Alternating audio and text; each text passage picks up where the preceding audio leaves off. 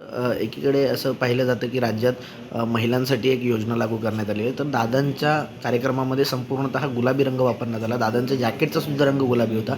एरवी दादा रंग फॅक्टर न मानणारे आता रंग मानायला लागलेत का? एक हिंदी चित्रपटातलं गाणं आहे या गुलाबी रंगावर. काय माहीत माणसांमध्ये बदल होतो, बदल झाला असेल. आता त्यांना सगळंच गुलाबी गुलाबी आवडायला लागलं. दादा बदलले, हे काय वाईट आहे का? आता नरेश्वरवरून 200 कोटी रुपये घेतलेत, तर तो सांगत असेल की गुलाबी रंग कुठल्या तरी ते रंग तुम्हाला कुठला सूट होईल आणि तो कशा प्रकारे तुम्हाला भविष्यात मदत करेल आणि तुमचा उत्कर्ष कसा होईल, ह्याच्यासाठी खूप लोक असतात ना सांगणारे की आज हा घाला, आज हा रंग घाला, आज तो रंग घाला, तुम्ही गुलाबी घाला. त्याच्यामुळे कदाचित 100 जॅकेट शिवले असतील गुलाबी. आपलं दररोज बघावं ते गुलाबी जॅकेटच असतं. हरकत नाही, माणसाने असे प्रयोग करायला हवेत. फक्त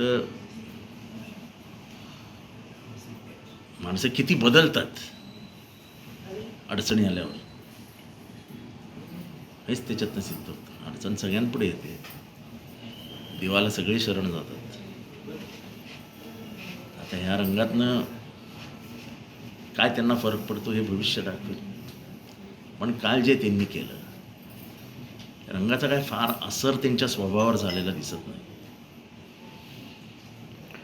काल पुण्याच्या जिल्हा नियोजन समितीच्या बैठकीमध्ये पवार साहेबांनी आर्थिक विषयावर काही प्रश्न विचारले असता त्यांनी पवार साहेबांना बोलूच दिलं नाही. म्हणाले निमंत्रित सदस्यांना बोलता येत नाही.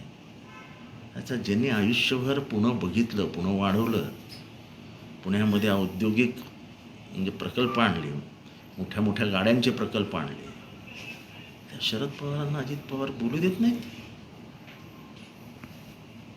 अहो, तुम्हाला महाराष्ट्रात बोलायला शरद पवारांनी शिकवलं.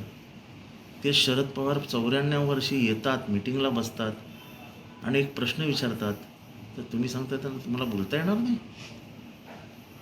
म्हणजे किती ह्याला शब्द नाही आहे. हे महाराष्ट्रातल्या तमाम लोकांना कळलं पाहिजे की शरद पवारांना त्यांनी बसवलं खाली की तुम्हाला बोलता नाही येणार. धक्कादायक आहे, धक्कादायक. पिक्चरचा ट्रेलर लॉन्च होता आणि याच लॉन्चच्या वेळेस देवेंद्र फडणवीस असं म्हणालेत, मला सुद्धा एक पिक्चर काढायचा, पण मी जर पिक्चर काढला तर अनेकांचे मुखवटे बाहेर पडतील. ते कुठले कोणाचे मुखवटे, काय मुखवटे त्यांचं त्यांना माहिती, आपल्याला काय माहिती. हे पिक्चरचं नवीन काय फाडायला ते काय समजत नाही. त्यांनी काढावं एखादा पिक्चर, लोकांना समजू द्या ना सत्य काय आहे. या पिक्चरमध्ये खूप खोट्या गोष्टीही दाखवता येतात आणि खूप खऱ्या गोष्टीही दाखवता येतात. त्यांची मनमर्जी. त्यांना कुणाचे मुखवटे फाडायचे असतील तर जरूर त्यांनी पिक्चर काढावा. महाराष्ट्रात कळून तर द्या की कोणाचे मुखवटे कसे कसे आहेत.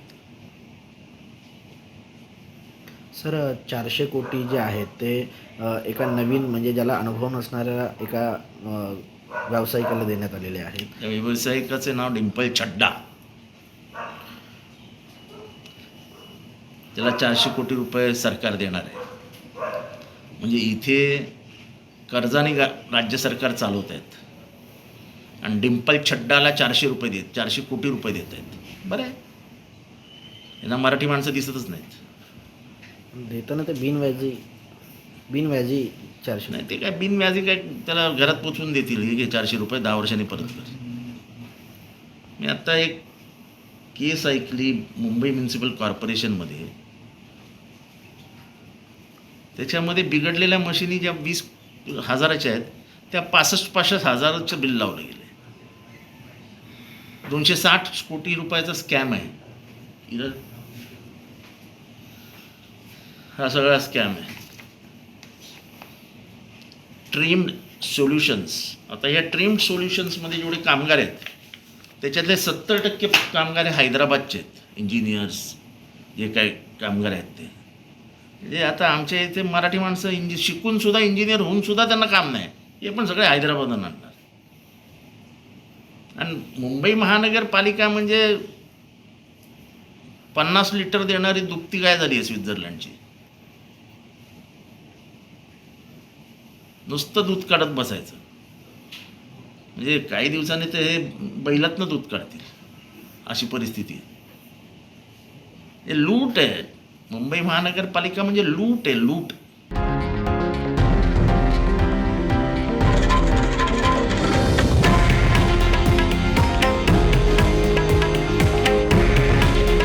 हे आहे देशातील नंबर 1 न्यूज नेटवर्क आणि आपण पाहत आहात TV9 मराठी.